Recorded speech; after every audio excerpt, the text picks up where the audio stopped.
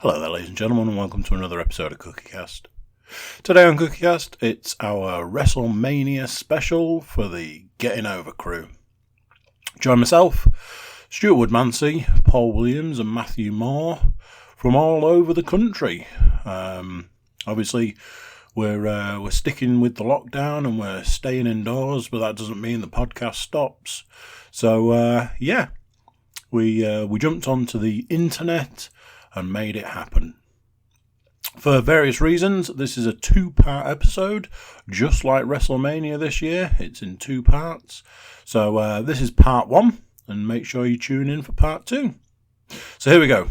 This is CookieCast, Getting Over Wrestlemania.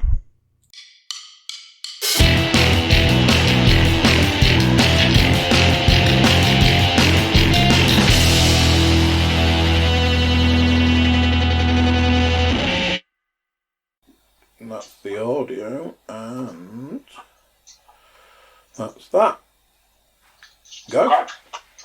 Hello everyone, welcome along to this month's edition of CookieCast presents Getting Over, number 15. It's a little bit of a different setup to normal, as you probably know, but as you can see, we are joined by everybody. There's Mr. Cook. Hello. Mr. Williams. And Mr. Moore, our Northeast correspondent. So, what should we talk about? Has anything happened in the last, 3 or 4 weeks then? Or have been out much? Literally shit all. This is the first time I've been. This is the first evening I've had in a long time. I'm getting a little bit sick of going out, to be honest. Might as well just stay in for the next 12 weeks. That's because you're literally sat in a box. This is like the studio, thanks to the wonders of technology. Sarah said as I said, she's trying to get the money together, but she's really struggling or something. I don't know. There was something about money and trying to get the funds together. To be honest, mate, she's not happy that I've destroyed the wallpaper in the living room to put this up behind me. Destroyed? Improved, please. Come on. You've seen the wallpaper. Anyway, we're here. Different setup to normal, and to all intents and purposes, WrestleMania, as everybody knows it, is kind of cancelled,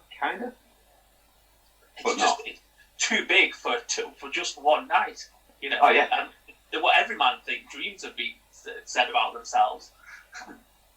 Well, stretch it over 2 nights if you can, eh? But yeah, why would you miss out on a marketing opportunity like, you can't cancel my biggest event, I'm going to turn it into a new tagline. And also, we'll get to this later on, I'll stick it on a t-shirt saying, I wasn't there. Fuck off. That is a kick in the nuts for every... In fact, let's start as we mean to go on. Let's get ready to grumble in nice and early, because that is mine for this podcast. People have paid thousands of pounds or dollars or baht or whatever currency you wanted to pay it in to go to WrestleMania. Some people arrange things like honeymoons or like birthdays or whatever around paying all this money to go, and the guy has very, very insensitively stuck I wasn't there on a t-shirt, constantly reminding those people who have possibly lost money and obviously all the memories and all the rest of it, just how much of a massive twat Vince McMahon can be. I'm probably never signing any kind of WWE contract for any kind of job after this podcast airs, but I don't think that's going to happen anyway, so it doesn't really matter. So that's my ready to grumble out of the way nice and early. Sorry I didn't time it, but that really pissed me off, so I have to get it out of the way. Cheers, boys.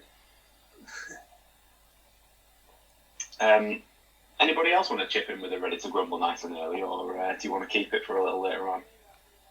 I mean, I've got one. Go on, mate. Sling it in. Who wants to? Has anybody got a timer on hand, or nice and prepared? I was obviously. You can get a timer. Right. Go on, mate. How long are we giving? 30 seconds on the clock, Mr. Cook. Are you ready? I am. Right. 3, 2, 1. Grumble. So it's a social media related thing. I'm sick and tired of seeing the pirate advert that apparently they've done 2 different ones, which would seem to be a male and a female one, for equality and all that. That every time you scroll through social media, that first scroll is the WrestleMania advert, and then it's the too big for one night. And it's every time it's like you're really rubbing it in. It's probably not the best thing to do right now. That's your 30 seconds. Yeah, you're right. Absolutely right with that. Mr. Moore, anything you want to grumble about nice and early? Get it out of the way. Mine's just the general kind of one is that stop giving title belts to people because here you go, man. See, here's a title belt for winning the Premiership. What happens next year? Do they have to give it to Liverpool or whoever wins the thing next year? It aggravates me. Yeah, there's Triple H. Oh, your championship is in the post. No, they just lift the trophy. They don't give a shit about the strap. Thank you very much. I don't know where it came from. It needs to stop though. That was very succinctly just tucked inside the 30 seconds there as well. So yeah, wholly agree. But they can't give Liverpool anything this season, surely, because they're going to finish this anyway. That's a different. That's a different podcast. Shout out to you. I was going to say that's another podcast for another day. Mr. Williams, have you got anything you would like to get off your chest at this early stage? I don't mean take your t-shirt off. Yeah, that's not happening anyway. To be honest with you, just the fact that it's going on at all. Okay, right. Go on. Just your 30 seconds. Cancel Start it. from now. Just cancel the event. Just don't hold it at all. Don't put it in the performance centre. Just give your contracted superstars the night off. Give them the week off. Give them the month off until it's all calmed down and stuff like that. Stop putting people's lives at risk. It's just not worth it. It's absolutely ridiculous. Have it in the summer. Change SummerSlam to be WrestleMania. Jim Cornette said that. Done. He's done. That's it. Yeah, but on that basis then, so you're going to be watching the weekend or? Not live. Well, nobody is. Literally nobody is. So that was our segment that we introduced last time out. Mr. Moore missed one, so he's going to have one in the bank, but we might keep that one for a little bit later on. I think Even the old skyrocket. First things first, we probably need to address the situation of the pay-per-view predictions championship. Mr. Cook, the reigning defending pay-per-view predictions champion. So proud of that title that I can't even see it on camera right now. At this point in time, I'm like, close. shit. It's out of arm's reach as well. It's like, I can see the bag. Fuck it, right, 2 seconds. Here we go. So, will that title be successfully defended? You boys already know the answers to these questions. I think I do. So, in no particular order, but a very particular order. Last time out we had the Elimination Chamber predictions. 3 people got 4 points. 1 person got 5. So, without any further ado, the member of the podcast that took the 5 points and therefore the victory, and new Cookie Cast presents Getting Over pay-per-view predictions champion, Mr. Matthew Moore. Hey! There he is. It's happened. So, Send the standee. Send it now, and we'll put the belt on it. I'll get it up in the corner of the room. Some kind of technology magic where you could pass it like I could do it like this, box to box. Yeah. So yeah, unfortunately, Mr. Moore, and he will get his hands on that title one day, because if it's not some kind of travel issue, it's a worldwide pandemic that's keeping him away from it. Let's be fair. Don't know anything about it, boys. Any anybody want to hazard a guess as to which one won it for Matt? In particular? Was it there? No, wasn't there? Well, It actually, it was a few needed things. elimination with it. Pardon? It was a few things because very sensibly picked Aleister Black to beat AJ Styles because of the whole Undertaker thing. When I decided that I thought it was going to go the other way and then the interference would happen. So you picked the point off me there. Paul, for some bizarre reason, thought Humberto Carrillo was going to win and then specified by DQ. You sensibly picked Andrade, so you picked the point off Paul there. And because Andy was clearly possessed at the time the predictions were made last time, he picked New Day to win. So you picked the point. So you picked the point off Andy there. Everybody else, all the other matches and the predictions were the same. So whereas we played for points, straight down the middle, very sensibly scored you the win then, Mr. Man. So that's where well, we're gonna have to find out what happens this time around. And because WrestleMania is indeed too big for one night, it's also too big for one podcast. So this is the first part of our WrestleMania podcast this year, and the card has been split by myself. I looked to see if they were still putting things up about how it was split online. Couldn't find it, so I've just picked 8 matches for podcast 1, and then you'll be able to tune into podcast 2 to catch the other 8 matches. So, shall we get into the card, or does anyone want to discuss anything else first? Can I double check? Is TBD definitely going to show up this time? Because Well, I've actually put money down on this, and it's not a small amount of money. I believe if TBD shows up, absolutely going to crush. Like, I reckon it's going to take a title, if not a couple of titles. Well, for those of you that don't quite understand what Mr. Cook is alluding to, you might well have known by now that Roman Reigns has withdrawn from WrestleMania. So it's understandable, I think. I think it's fair that, you know, with his recent health conditions and all the rest of it, his immune system's not going to necessarily be up to scratch. And has decided to This is the exact withdraw. point. Yeah, This exactly. is the exact point as to why they shouldn't have it. Don't have it. Just don't put anyone's health at risk and just don't have the event. It's not hard. The biggest thing is from like a money perspective, from a company's perspective, why would you jeopardize your talent? What possible reason would you jeopardize your talent working on the principle that, let's say, one of them gets it and then passes it on? What happens when you come out the other side of quarantine, lockdown, or anything like that to no talent? You have no product. The other side of it as well is that realistically there is another place to go now as well. So, you know, you think about it, if you work for a place where you think, oh, well, they don't give a shit about me, then you think, well, actually, but you think, I've got nowhere else to go. So, you know, for years and years and years, they've been stuck in the WWE.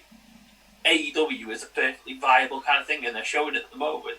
You know, if you're a big name, and not quite WCW style kind of thing, or TNA kind of where you get agent ones, they'll take people in their prime and they'll give them money because they've got a shit ton of money. So if there's an option to go somewhere else, you're like, well, you don't care about me. You were willing to risk my health at a time when everywhere else in the world, within reason, was kind of taking care of people just for the payday. And what payday was it? Because, you know, you see people £100 for the 2 nights or $100 for the 2 nights. Who's paying that for a pay-per-view? That's insane. I mean, if anyone's paying that, just get on the network. It's £10. Or free if you've never used it before. You know, I can't understand it. I noticed from watching Raw this week that they were actually pushing. Normally, it's the network. And maybe it's been edited out previously. Maybe it's because of the stream that, the feed that I definitely watched it on TV. That I was watching it on, but they were pushing. A legitimate TV broadcast that you watched, yeah. Correct. Yes. Thank you very much, BT Sport. But yeah, they were pushing actually buying it on pay-per-view before they were even mentioning it, which one I thought was nuts, because why would you then pay, like you say, why would you pay $100 for it when you could pay $10 for it at most? But then, like, why would you push somebody else's product before? I didn't get it. Anyway. Yeah, so matches. Like I say, I picked 8 for now and 8 for later and for part 2. Seeing as Andy mentioned TBD, do we just get right into the meat of it and go to the Universal title match first? So, Goldberg and what was supposed to be Roman Reigns apparently are still going to fight for the Universal title. As ever with Getting Over, we are, all the information as I have it is correct at the time of recording, so it might well be that the opponent will be announced on this week's Friday Night SmackDown. It might well be, they might leave it till it goes live as a sort of surprise. I don't know, not quite sure how it's going to work.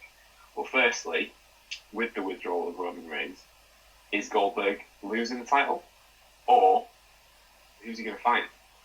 I kind of think now we've probably got 2 viable options for points for the board as well. So if you want to have a stab at who you're going to fight, let's go with it. Anyone want to take this one first?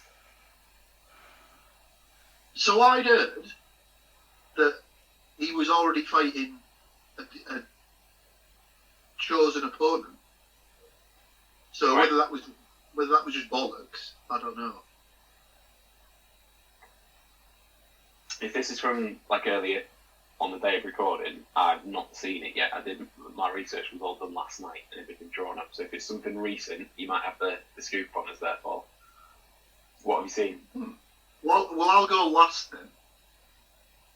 Oh yes, So how was that fair on the points? Well, no, because I don't sway anybody's choice, do I? Okay. Well, I have no idea right now who he's going to fight, for me personally. Had they not made the Elias Corbin match, which we'll get to at some point tonight, I would have picked Baron Corbin as an absolute squash. But it's not about what you want to see, Stu. It's about what you think he'll do. Yeah, I don't think he'll pull double duty though. Regardless of who his opponent is, I'm putting Goldberg down because I think this is going to be the first of, not all the matches, I don't think they'll keep, but I think this will be the first. There's still money in a Goldberg-Roman Reigns match, so I think Goldberg will retain and they'll probably have him hang on to it for a little bit longer than anybody really needed to see. You might have to come back to me for an opponent. I'm really not sure. I'm going to go Goldberg as well because I think they'll just roll it through to SummerSlam and that'll be the kind of thing that you want. I'd heard Strowman as his possible opponent, but I just can't see him. If Goldberg's going to win, he's got to do the spear and he's got to do the jackhammer kind of thing, and I just can't see him being able to lift Strowman to make it look effective. So it's difficult. It's finding who's the opponent that's going to be able to sell it well. You know, do they get Balor back in? I mean, I think Balor would make him look good but is Balor still stuck in NXT or I don't know. It's that kind of thing. But I'm going to go Goldberg to win, and actually, I'm going to say Balor to be his opponent, just to make him look like $1 million. Kind of similar to like the Lesnar match that Balor had. Was that at WrestleMania or was that at SummerSlam? Rumble. Yeah. Rumble. Yeah. So that's what I'm going to go with. Okay. Mr. Cook, where are you going with? I'd also seen mention of it being Braun Strowman. But I fully agree with that. At this point in time, in a match that's essentially not happening, they might as well leave the title with Goldberg, let it run through to whenever, and pick it back up when it's all back to normal. Yeah. So Goldberg for me. Opponent? Strowman. I'm going Strowman. Yeah. I'm going to kick myself when it is Strowman. but you've given all the reasons why it shouldn't be him, and I can't disagree with any of them because he's never ever. If he couldn't do it to Undertaker, he has never lifted Strowman, who's a good bit thicker. Yeah. I know there's an amount of work done by the opponent. Obviously, they kind of tense muscles to sell it and all that kind of thing to help them. But he's still got to be able to lift a 300-pound man, and I just don't think he can. No. Paul, who are you going with? So complete the sweep. I'd heard that it was Strowman. Okay. So, but knowing how much they rewrite the shows on the day, I wouldn't be surprised at all if they just pull the trigger and just go with it, to be honest with you. So I'm going to say Strowman and that he wins the belt. Wow. Okay. That's huge, especially given his outburst recently. You see all that about getting absolutely panned by the indie wrestlers. Not very sensible of old. What's his actual name? Adam Church. So yeah, just maybe think next time, not it. Yeah. I'd love to say Strowman for the opponent. I can't. Like, I'm torn. I'm really torn. I might even have to come back to that full stop at some point later in the podcast because I really can't think right now who it could be. The only other one that we can. Go on, sorry, I'm hopping in there. The only one which we'd like to see would be Riddle, but that makes sense. That would be amazing. Goldberg's going to be furious about that. Part of me does wonder though if they'll rely on the bank of NXT talent to get through it because they've already had to do it in the Raw Tag Team title match, which again we'll get to. But it would strike me that they all live around there. Why not? So I'm just right now I'm trying to think of like bigger guys that are in NXT. So like people like Keith Lee perhaps would be a shout, and I can only see that happening if that North American title goes missing, just to put a bit of doubt in people's minds whether or not he'd take it. In fact, do you know what? Let's not come back to that. Let me just put Keith Lee. I've talked myself into that one. We'll see. We'll see what happens. He's great. He's absolutely great. Keith Lee's one of the best superstars they've got at the moment. But so it'd be interesting. So from a match that will likely close one of the two nights of WrestleMania to a match that will probably open one of the two nights of WrestleMania. Aleister Black versus Bobby Lashley. I don't think. Hang on a second. Neither of those two people are cruiserweight title holders. Hey, that's one thing we've not addressed. Actually, they've said it's going to be 3.5 hours each night. Don't forget, 1 hour pre-show first. Why? I'm keeping that. Tune into part 2 for my thing now.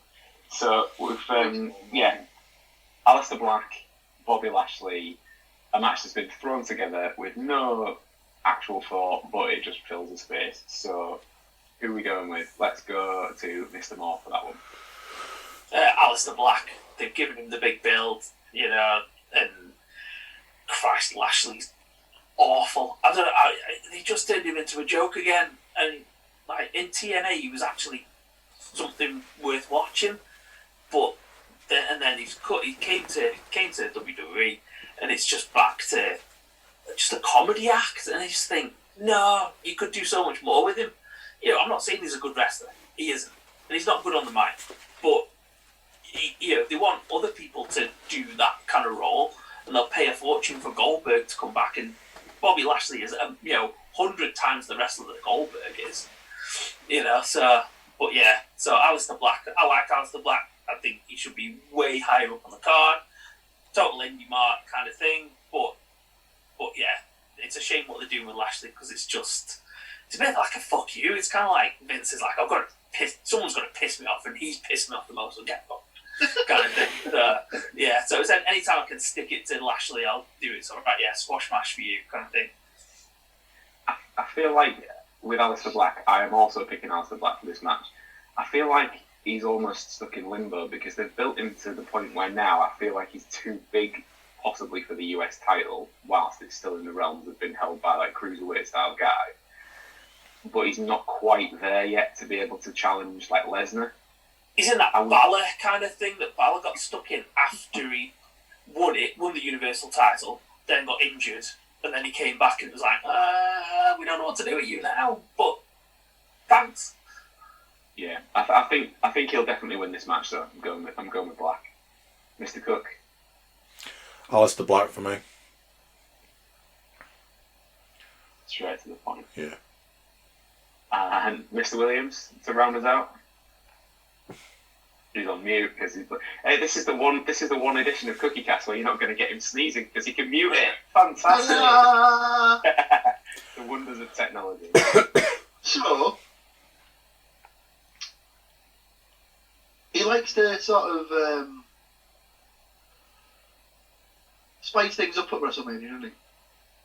Please don't give me that. So Black's not lost a match yet, has he on the main roster? Singles match? No, not that. Not cleanly anyway. If he has. Stick me down for a Lashley win that no one wants to see, but we'll be getting anyway. Right, well that's 1 point extra for us boys anyway. So to what is possibly now one of the most odd stories on SmackDown in recent history, Mr. Dolph Ziggler versus Otis of Heavy Machinery, and the love triangle with Mandy Rose. So effectively, Otis and Ziggler going at it. I thought that was bad choice of word, but for the affections of Miss Mandy Rose. How do we feel about this? Like, I feel it's a bit high school for me, and it feels a bit like it's just like the mean girl that's going to end up bullying the kid who is, for want of a much better expression, definitely way more into her than she will ever be to him. And I just can't see it going any other way than, at the moment, I still think they're in that point where they're hammering Otis into the floor, so I still think that Ziggler will probably win this. And I think they'll keep the blow off for later down the road. Personally, I'm going Ziggler. I'm going to go Otis. I think the payoff will be in this. She'll, I don't know, kick Ziggler in the nuts or something like that, and Otis will win. Let's keep it on brand. She's going to smack him right in the donut. Paul? So it was that for me. I think this is where they pull the trigger and get it to turn. Try and get people on side with her and stuff like that. Mr. Cook? Ziggler for me, please. Okie-dokie. Did everyone see that Ziggler kind of won Twitter, though? When he put out his thing about, like, you strive for all your career to, get to the top levels of that. And within the next week, I'll have the same amount of WrestleMania singles matches as Michael Cole.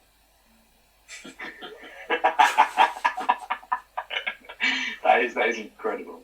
Speaking of being buried, move on to the Bone Zone match. Bone Zone! Okay, so if you've not seen Raw this week, you'll have missed out on a very intense Undertaker promo to open the show, where he's essentially brought back the American Badass style of Undertaker. I've seen it. A few people didn't like it. Personally, I thought it was good. I was pleased that he brought back the "Try me, I'll make you famous" line. I did quite enjoy that. Bit of a pop while I was watching that one. But I'm still can't take him seriously in like some sort of headscarf / do-rag thing, whatever it was. Was it not a beanie hat? It was a very tight-fitting thing on his head. Whatever it was, probably a whisker away from essentially him wearing a condom on his head. It was far too tight. But yeah, I feel like they're getting to take a chance with something, like because it is behind closed doors, because it is going to be so different. They're getting to kind of like have a free shot at a few things, and I think this is one of them. Boneyard match or Bone Zone match. as it has been dubbed between us. What? Like, nobody knows what it is. It's probably something that Vince thought of whilst he was reading the paper, having to go on the toilet. But who knows what it's going to be? Is it like? And also as well, we need to mention in this that the promo by Undertaker said that he'll be bringing the Holy Trinity. So AJ better bring those the other members of the OC. So is it going to just be Taker on his own, or do we think Holy Trinity possibly alludes to two other people? Because I can't see, for the fact it is a boneyard match, there is absolutely no way Taker's losing this for me. No, I think I'd read and heard somewhere that it's meant to be like a buried alive match, but we can't say that in the PG era. So that's kind of we can't say it in the PG era, but we're going to bury you alive on television, you know.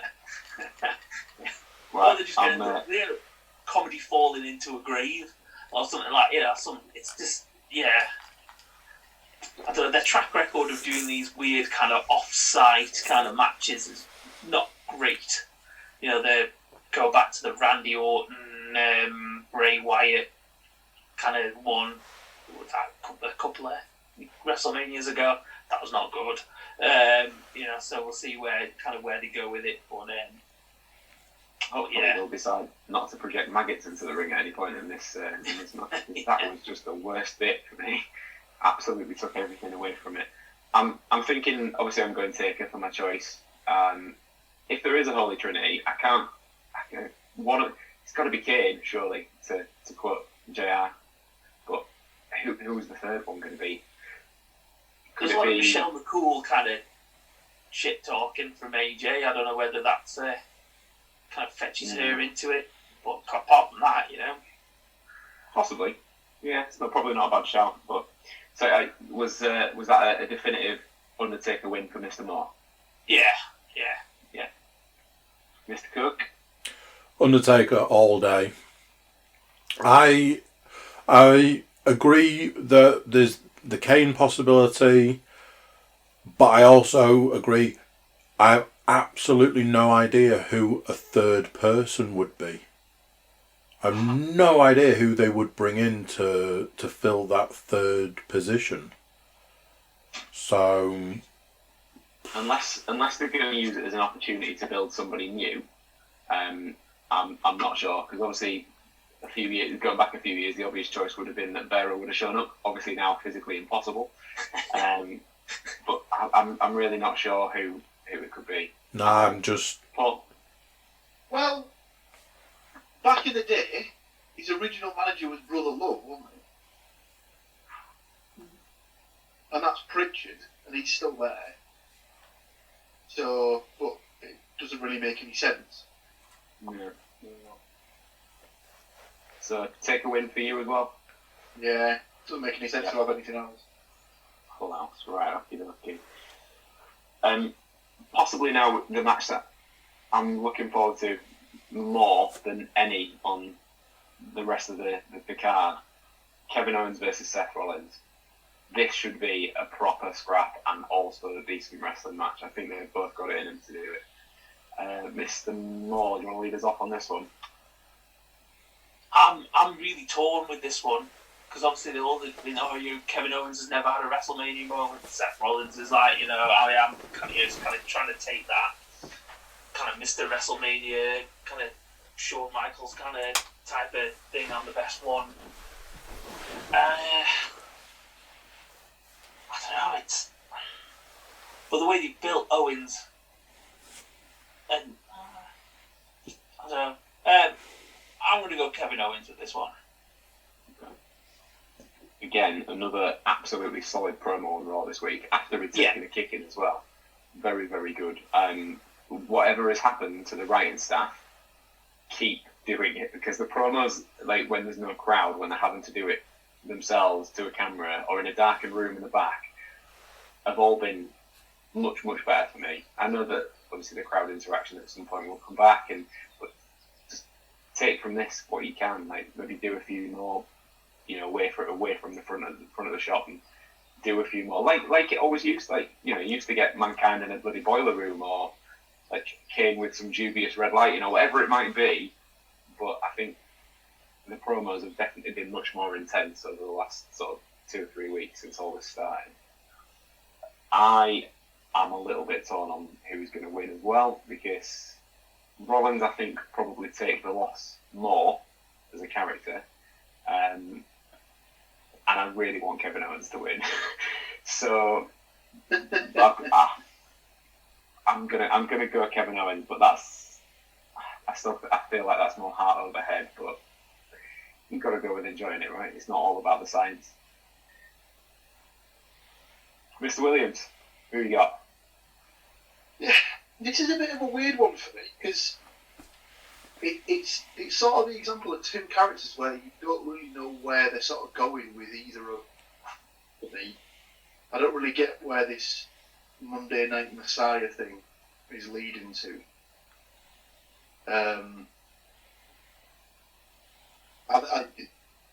Obviously, I'm skipping ahead here to another match, but obviously, so you've got Lesnar versus McIntyre for the WWE Championship. That's the title that's on Raw.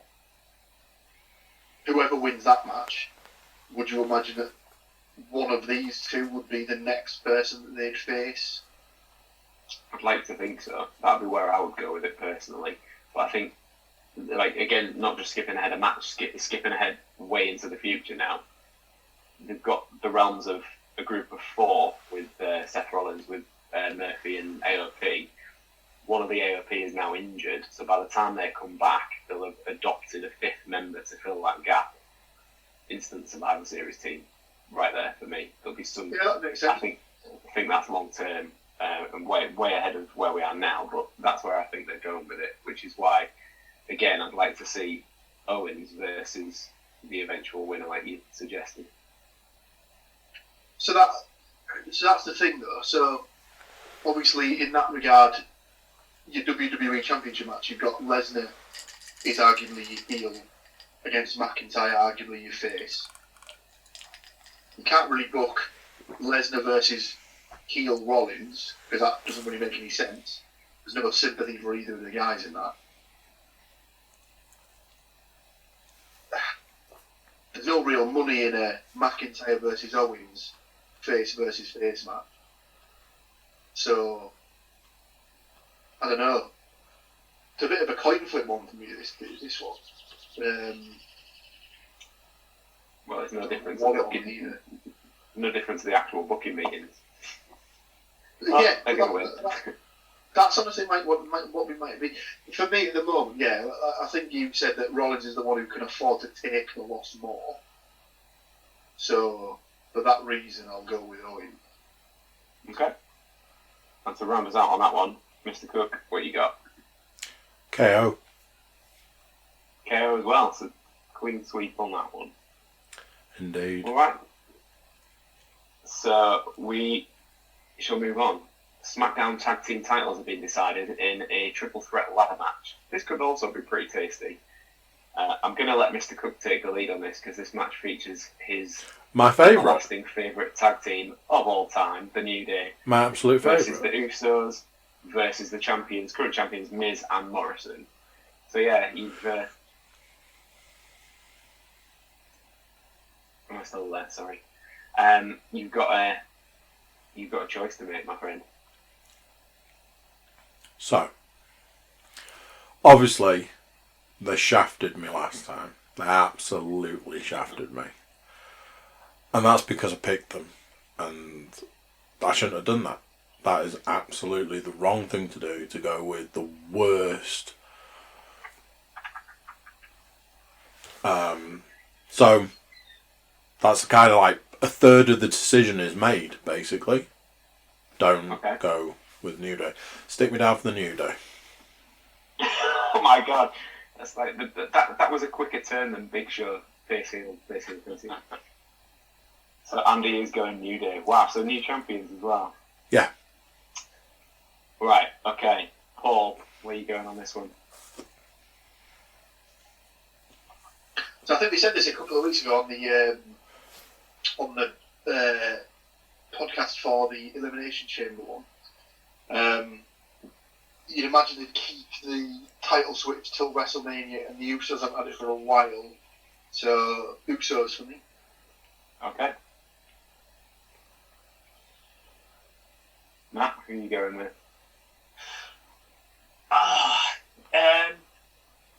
Is this match definitely happening? Because obviously Miz went. Miz was kind of like patient zero, wasn't he? He was the one that made Reigns and the Usos leave and all that kind of thing. I've not heard anything like different. Like I say, I can only go with what was correct at the time of recording. So yeah, if it does change, I'm going to go Miz and Morrison because they haven't had it for very long. They'll probably just keep it ticking over with them because obviously Johnny Morrison coming back was a big deal, stuff like that. But yeah, very good. I'm really ashamed to say this, but for once I actually agree with Paul. I'm going Usos. I think they deserve it. I think they've had a right crap year as well with everything else that they've had going on, and they do seem to have absolutely busted their guts since they got back. So I think it internally also as well it'd be a bit of a redemption story. So Usos for me, and also new tag team champions. So Matt, if Miz and Morrison pull out a win there, you're the only one scoring any points. So from one tag team match to the next, but this time for the women's tag team titles, we have the very rarely spotted in the wild defense of the women's tag team titles. The Kabuki Warriors, Asuka and Kairi Sane, who hasn't been seen on TV since the whole quarantine stuff started. So again, it's been advertised, we'll go with it, versus the still unlikely team of Alexa Bliss and Nikki Cross. Mr. Cook.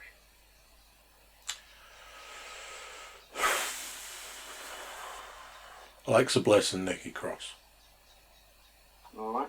Any particular reason?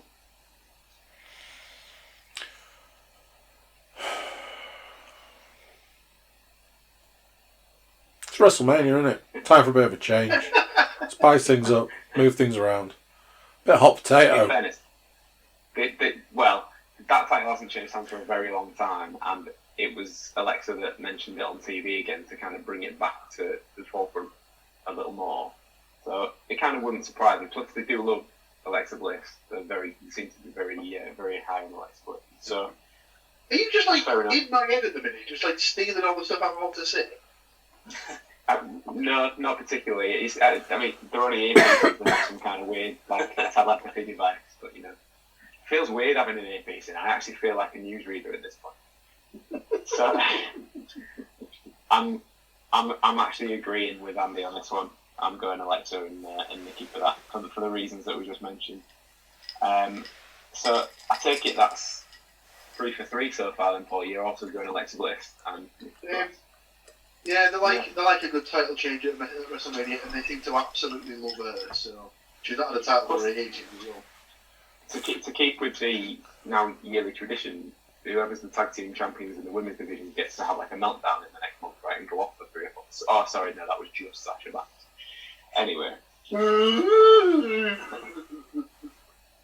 I obviously didn't say that to her when I met her in November, but yeah, exactly. Probably best not to. So Matt, are you completing the full set, yeah. or are you? Full house.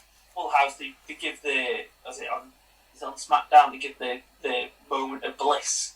That kind of interview segment gets it every week. So just to kind of freshen it up, give them the title belts and kind of see where it goes from there. At some point that Alexa Bliss is going to turn on Nikki Cross, but we might as well keep it going for a little bit longer with the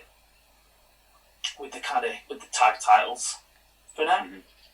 No, I agree, and I think that also as well with, I don't know if you guys have caught much of Asuka of like stuff over the last few weeks. Despite the fact that nobody can understand a goddamn word she's saying, she's probably been one of the most entertaining parts of Raw. Obviously, when I say nobody, hi Japan, but like at the same end, she has been like really, really good, and people seem to be getting behind her. So I wouldn't surprise me to see some kind of title run. Possibly not against Becky, but wouldn't surprise me to see some sort of in the not too distant future. Speaking of women's title matches, it's not the Raw women's tag win back. Just edit that bit out, Andy. It's not the Raw women's title that we're about to talk about now. It's to close out part one of the Getting Over Wrestlemania 36 special. The SmackDown women's tag team title match. SmackDown women's title match. God damn, there's enough tag team titles to go around. Bayley, the champion, versus Sasha, versus Lacey Evans, versus Tamina, versus Naomi. It's very, just as a quick fire, one of the five. Who have you got? Bayley. I'll go first. Go ahead. Sasha Banks. I've gone Sasha Banks, I think. Okay. And Matt's gone Sasha. Was that a Bayley I heard from Andy? You know the rules. Come on. Go on, Paul. Say it. Right. Yeah. There's absolutely no way that Bayley wins this match. And as such, look for the T-shirt on cookiecast.com. Lacey eventually. Are they going to pull the trigger? I don't know. Lacey. Yeah, do it. Okay, why not? Feels like an absolute shot in the dark. I'm torn between two because I can't decide if they'll give it back to Naomi just as an absolute left field one, home state and all the rest of it. But it feels like they've already done that at WrestleMania before. And as such, I'm also going with Sasha because I think she will win, but not by pinning Bayley. She'll pin one of the others, and then it'll be the whole kind of Bayley versus Sasha, thought you were my friend, blah blah blah, is where I think we're going to go with that. So that's it. That's it for now. Join us again, part 2, the WrestleMania 36 prediction special with us guys getting over from Cookie Cast. I'll put a light on for the next one. See, Matt's predictions were literally all shots in the dark because that's what he's working in right now. It's like progressively getting darker. What the fuck? Right, yeah, that's it. That's it for part 1. Join us again shortly. Cheers, guys. Right. So there we go. What do you think to that? A little bit different, but still works. Like I say, that's part 1, so tune in for part 2. But seeing as I've got you, if you're not watching us on YouTube, jump over there, check us out, and while you're there, why don't you subscribe and share and stuff. Everybody jump over to cookiecast.com, check us out over there, send us some love, send us your predictions, send us something. So yeah, tune in for part 2 any minute, and until then, I'm going to say bye.